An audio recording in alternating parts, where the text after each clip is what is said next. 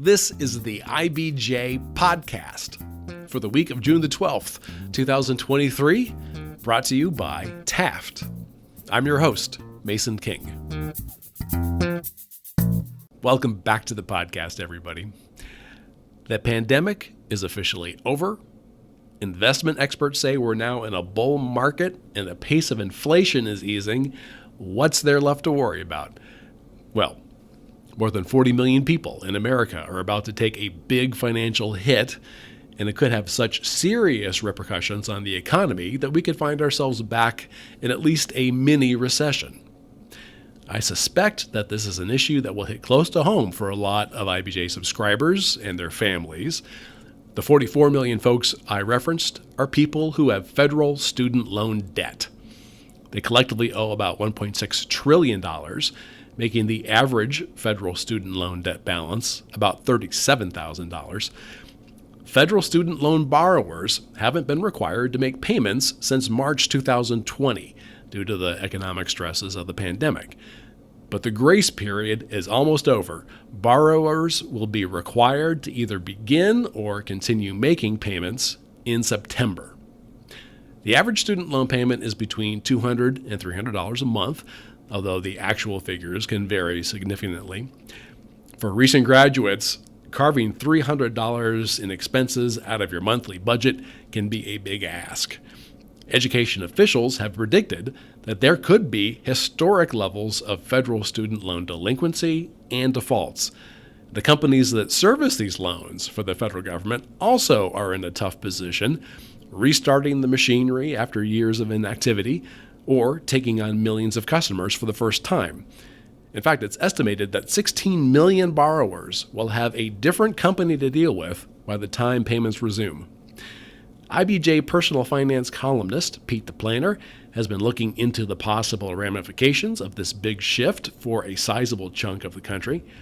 In this week's edition of the podcast, he has advice for borrowers and their families to help prepare for the upcoming tumult, as well as some friendly warnings about the possible economic side effects.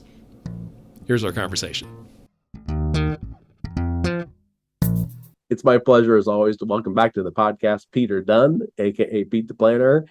Pete, how is your summer going?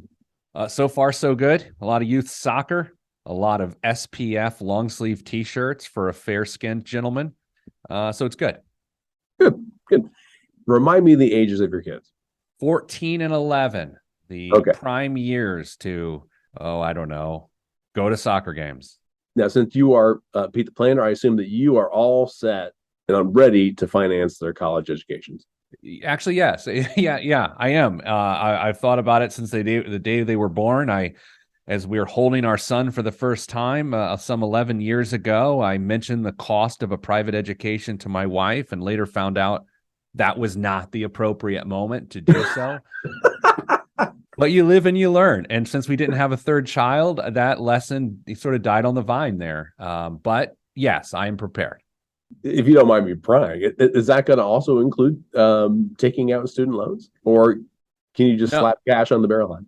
No. So I've been saving into a college fund, and then we scheduled for our mortgage to be paid off before the kids go to school so we can put that additional cash flow back into the plan. So that is the current strategy. It is on track. It is lovely. And I'm knocking on wood that it does not break between now and then. Okay. And we have obviously spoken several times in the past about financing college education and saving for college education. And yet there are still, upwards of 40 million people who currently owe money on their federal student loans. And my understanding is, since March 2020, the borrowers of federal student loans entered a grace period on payments and interest that has lasted for more than 3 years, but that pause is scheduled to end by the beginning of September. Is that correct? Yes, technically 60 days after June 30th, which is there anything more comforting when the government comes out with an edict that says 60 days after June 30th? Just say August 29th, y'all. That's all you got to say. It's not like save the words. August 29th are when student loan payments are due again for the first time in what will be, I believe, 41 months, which is pretty wild.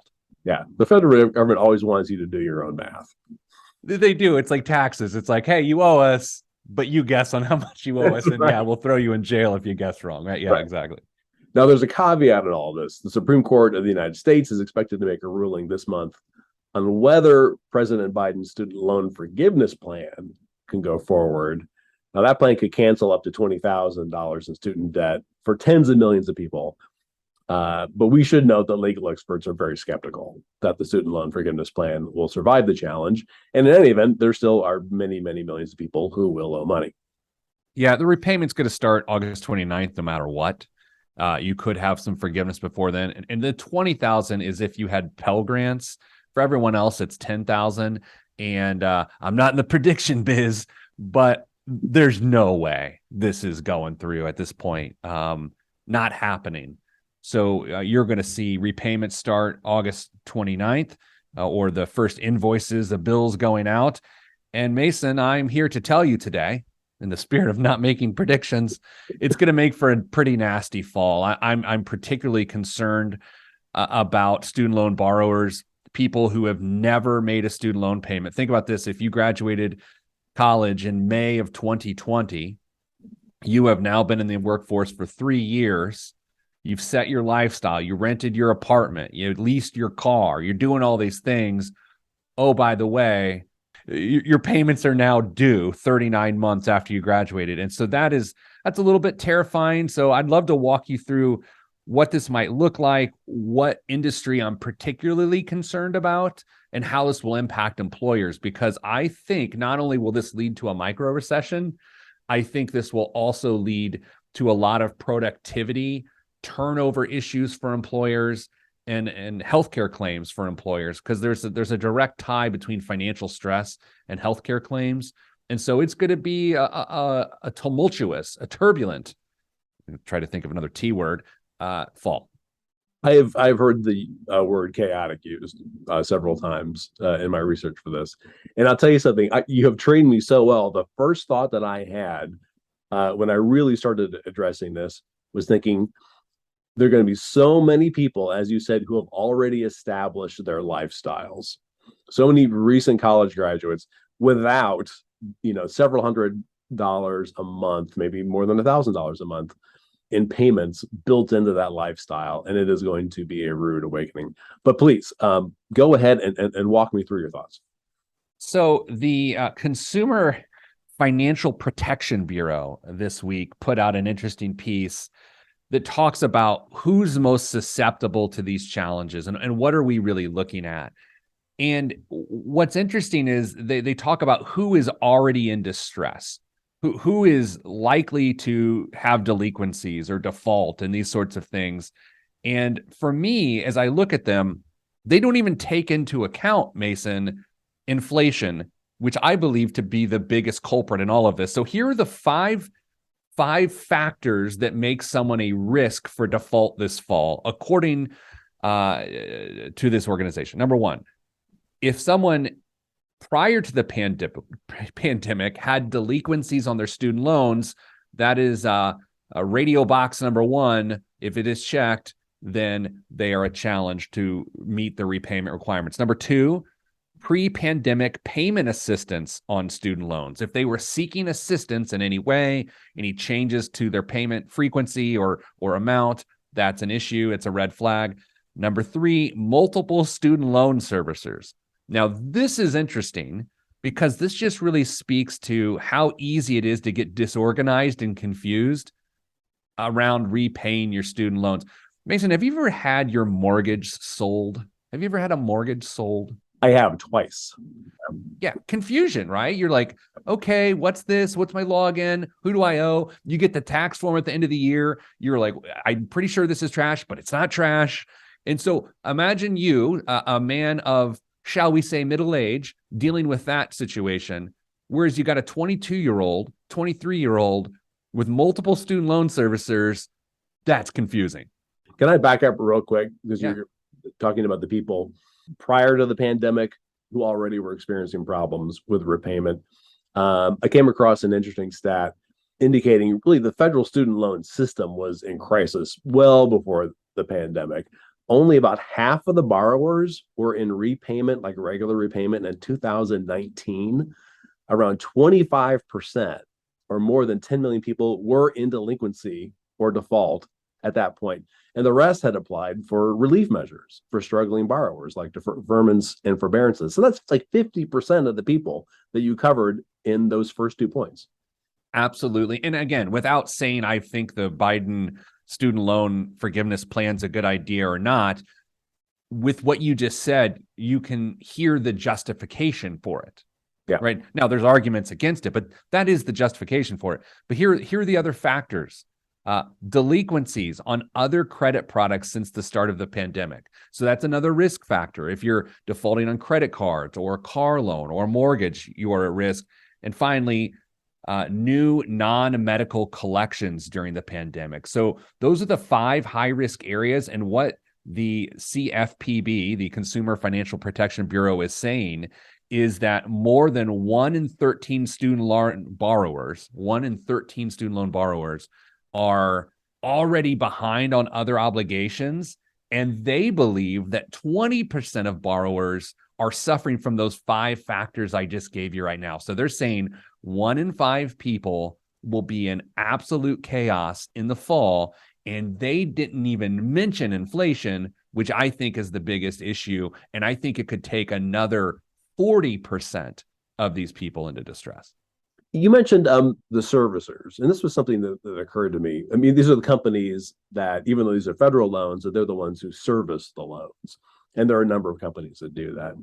So I'm trying to imagine all of the folks who are going to jump back into the repayment system, plus all of the folks who receive student loans since the 3-year grace period started, all of these people jumping back into the pool at the same time. Oh, I can only imagine that the student loan servicers, who, for better of a lack of a term, are maybe a little bit rusty at this, and a few of which have gotten out, since the grace period started, are going to be inundated with so much paperwork and having to keep track of so many people. Again, more than 40 million people, that there are bound to be a huge amount of people that get somehow stuck in a crack somewhere. So here's what I know about your listeners, Mason, is that on Monday, when people consume this discussion for their ears, there's going to be a large number of people that send a text message to their young adult children that say, you need to get a hold of your loan servicer immediately because I heard on Mason's podcast that there's going to be a massive backlog in the fall and you're going to be in big trouble. And that's exactly what I want them to do. I want one of the big takeaways from our discussion today to be pester your children, or if it's you yourself, act now. And look, what you might get is them saying, I don't know, which is completely possible, but you'll get your login. You'll get your account number. You'll get some level of structure. And here's the weird thing about all of this. The Biden administration has accounted for the fact that there will be chaos in the fall. And so they've added, or they're trying to add 7 new provisions to make this easier. Some of them I personally think will work, and some of them are really weird. And I don't think they really help, including the one that is just really strange to me. If anyone will have made a payment over the 41-month period of which you didn't have to make a payment, the first action you can take, Mason, is to get a refund of that payment. What? Why? Yeah. Well, right. Why? Because what they're saying is someone's going to be in financial distress and they're going to need money. So the best way to deal with that is to take the money back out of what they've paid, and then they'll have another obligation to pay it. It makes no sense to me. Now, I'm sure there's nuance, which I'm oversimplifying, but that makes no sense to me. Yeah. If during the pandemic you had the wherewithal to continue making payments on your student loans, are you really somebody who is in danger now of having financial trouble? No, but I would suggest that there was probably 3 to 4 month period at the beginning of this disaster, which would have March 13th of 2020 is when this all set off. So I would say there's people in the first 3 to 4 months that kept making payments that didn't change their automatic payment. And so if they wanted to go get it, they could, which I think is just silly. Sometimes as a former financial planner, someone would tell you their idea of what they were hoping to accomplish, and you could certainly facilitate what they were trying to accomplish, but it didn't make what they were trying to accomplish a good idea. And I think this is the perfect example of, wow, this is a terrible idea. And yes, the government gives you a means to make that decision. Okay, let's take a quick break to hear from our sponsor. This is the IBJ Podcast. Taft, today's modern law firm. With more than 800 attorneys in 8 primary Midwest markets and the District of Columbia, we provide solutions to the business issues facing middle market and emerging companies alike. We do this through a highly collaborative and inclusive team approach. Taft, the modern law firm. To learn more, visit taftlaw.com.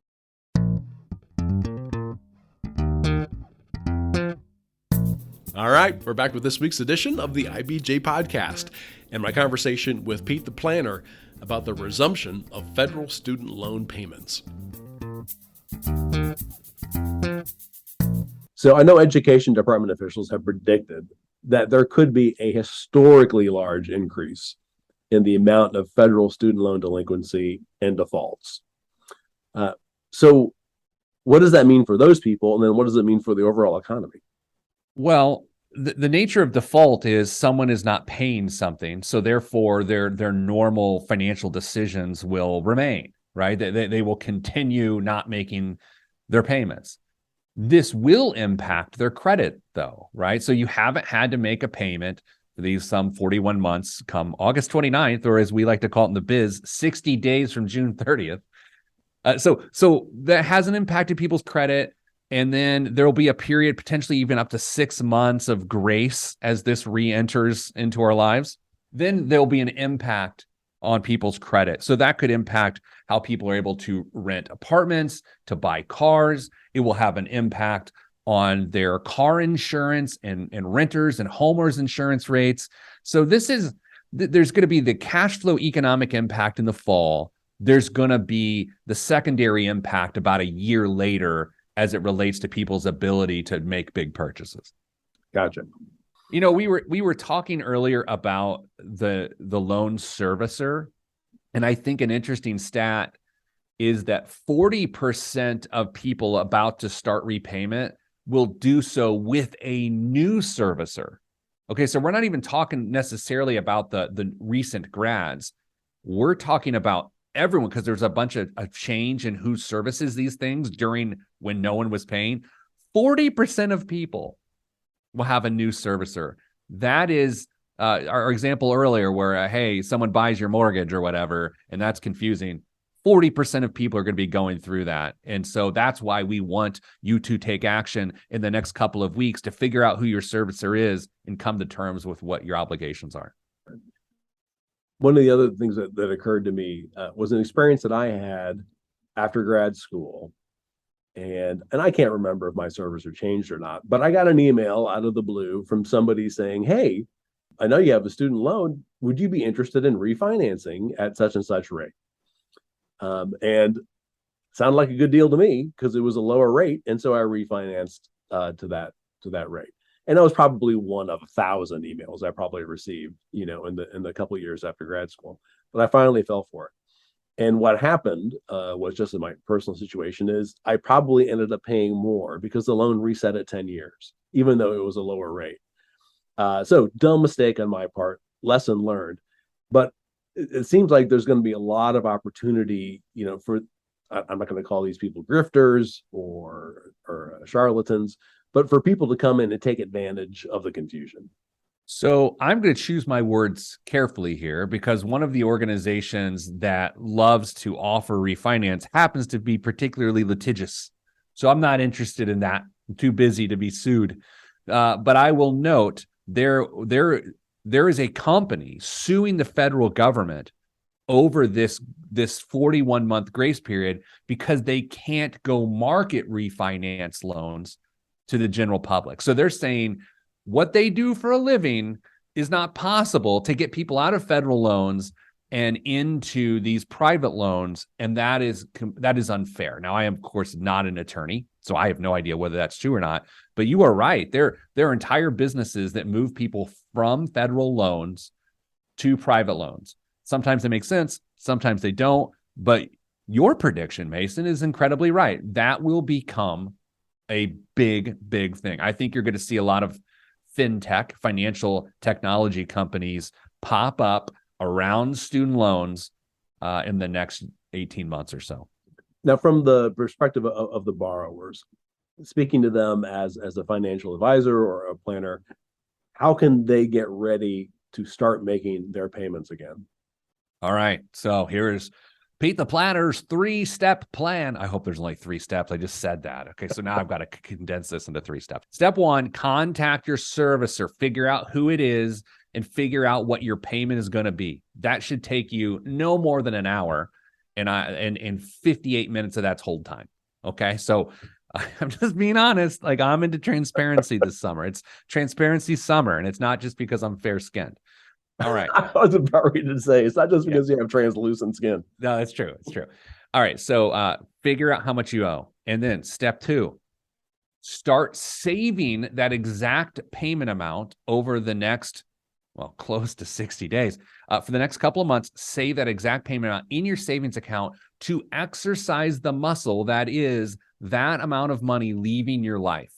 But it's just going to your savings account. So there's like a safety barrier there. And step 3, 60 days after June 30th or August 29th, then just transition that payment you've been making to yourself onto the plan. So it's the best way to do this. And I think people should start that immediately. But Pete says, recent graduate, I was going to go to Paris this summer. Well, say au revoir to those plans. No. I feel you. Like, that's why this is so difficult. There was a microcosm of this same concept in July 15th of 2021 through December 15th of 2021. There was the advanced child tax credit payments that were getting deposited into people's accounts. So instead of not having a payment due for 41 months, what the government did was they made deposits to people's accounts for 6 months. So it's a different type of dependency creation, like on either side, like taking away an expense versus giving income. And that had terrible effects. You could argue that led to the economy slowing down as much as anything, because you pulled that money back out of people's lives. Now, something we haven't even talked about yet here today that actually scares me more than anything are the particular industries that are going to be the most impacted by this. I think K through 12 schools will have the biggest impact by what's happening this fall for some very specific reasons. Number 1, any educator that has started their career after March 13th of 2020 will have never made a student loan payment. We all know teachers, we know teacher pay. We can all have our thoughts around teacher pay, but there's not big spikes in teacher pay. Okay, right there, the nominal increases, respectfully. That is to say, all of these teachers, 3 years worth of teachers, actually, and this will be the 4th year. So the people that started in 2020, people started in 2021, 2022, and now 2023 will have never made a student loan payment. And so if you think about how hiring works and how hard it is to attract and retain educators right now, you're talking about a significant number of people within any school building who are going to be financially distressed come August 29th. And that's terrifying to me, because the biggest issue in education right now is attraction and retention of teachers. And the problem is, Mason, when there's economic uncertainty, then these educators who love teaching and love helping families in their community, they will say, this isn't worth it. I'm going to leave the profession. That scares me so much. And I mean that. There's a crisis in education of trying to keep teachers. And this is the thing that could send and tip that over the edge. Now, if you legitimately have trouble making payments, I mean, there are avenues to get some sort of grace, if that's the right word. Am I right? I mean, there are ways that you can, is it forbearance, or is it you can somehow delay, or you can change the amount that you pay based on your income? Yeah, so income-driven repayments, IDRs, are a very common thing, and the options around that are going to theoretically improve. That's one of the flexibilities that the Biden administration is trying to put in. And without sounding like an old guy, even though I'm an old guy, that is kicking the can down the road, right? And it still illustrates my point specifically around education of at some point in time, someone just throws their hands up and says, I don't want to keep kicking the can down the road. I got to go find more income. And so that's my fear, is that every one of these provisions, relief points, I think as the government calls them, they induce tough decisions later.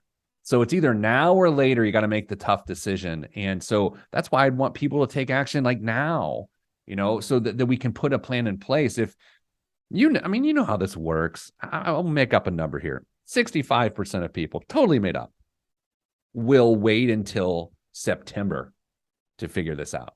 And that's a problem. Something that you mentioned before, I just want to underline, because I hadn't thought about this either. We're going to have 40 plus million people who will, potentially will be spending $500 less a month. Putting $500 less a month into general economic purchases, buying services, buying food, going to restaurants, what have you. That sounds like the recipe for a real economic slowdown.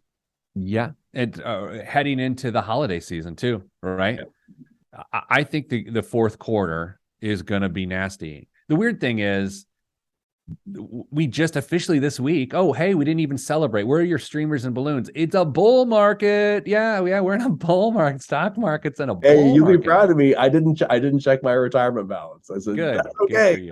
Good I'm in it for the long haul. I don't trust you to not do that immediately upon us completing our podcast today. I don't remember the password.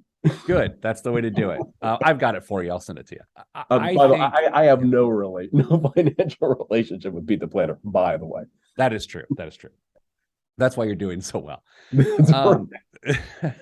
I do think, even though the market's doing well, like it is a bull market, which is just wild to say, I think the fourth quarter, you're going to have a recession. If you think about March, April, and May of 2020, we all voluntarily kind of changed our spending habits by about $500 a month. We were terrified. All we were buying was groceries and wipes. That's all anyone was buying in the spring of 2020. So it's going to be a similar impact for 40 million borrowers come the fall. You got to think that tightens the economy. Yeah, if you have stock in beans and rice, I think you might be one of the few people that makes it through. Possibly. Well, great. I always come out of these discussions fearing for my financial life, and I appreciate it. Well, no, you're fine. I think, again, take action. Please, because if you're listening to this right now, it either applies to you or it applies to someone you know and love. And if they become part of the masses in August and September, they will regret it. And you can just forward the podcast. Make this the most listened to episode in the history of the IBJ podcast. Some 250 episodes. And this is going to be number one because you forwarded it on. How was that? Was that pretty good? Okay, I'm just going to copy this verbatim into the description of the podcast. Beautiful. So again, the big takeaway for sure is get in touch with your provider or your loan servicer and get ready to squirrel away that money every month. That is the advice. And just, it's going to be a pretty nutty fall. Probably for a lot of reasons, based on what's going on culturally here in these United States with current events and everything. But this one's something that actually both President Trump and President Biden contributed to by pressing pause on this. If you want to be right down the middle of the aisle, both of the last two presidencies have contributed to this moment we're at right now. Yeah, that's right. Yeah, the pause was initiated by Trump and then prolonged by Biden. So yeah, prolonged by Trump and then prolonged by Biden. Yeah, there you go. Well, thank you. Oh, it was my pleasure. Yes. We'll check back in here in about 60 days. Yeah. August 29th. I'll talk to you then. What day is that again? Okay. I don't know. We'll have to see. Is it a Monday or something? Well, August 29th. We'll book it. That seems about right. Okay, pal. Well, I appreciate all your help and hope you have a great summer. Thanks, Mason. My thanks again to Pete Dunn. A quick reminder, his column on personal finance appears regularly in the print edition of IBJ, and you can find several years' worth of his work at ibj.com. And before you get on with the rest of your week, there are a few stories in the latest print edition of IBJ I want to point out. First up, community leaders and volunteers are working to turn a site that was once a swimming hole for Black Indianapolis residents into a year-round destination for the Hallville area. Taylor Wooten reveals plans for Belmont Beach. Also in this week's issue, Mickey Shuey examines why the city's pro sports franchises invest heavily in local youth recreation programs. And John Russell outlines the battle plan for Eli Lilly and Company as it pushes hard to get a sales edge on other drug makers in the war against metastatic breast cancer. And again, you can find these stories in the latest print edition of IBJ or online at ibj.com. I will say that it is easier to access all of the latest local news about business and politics, and all of IBJ's data on Central Indiana's business community and economy if you are a subscriber. And you might not know that we have wrapped all of IBJ's content together with all of the stories, columns, and podcasts from our sister publication, Inside Indiana Business. And now it works out to about $3 per week for actionable information about every notable business development across the state. You won't find Indiana's story told with this kind of breadth and depth anywhere else. Just go to ibj.com and click on the subscribe button. And thanks again for making time this week for the IBJ podcast. I'm Mason King. Hang in there, everybody. We'll be back again next week.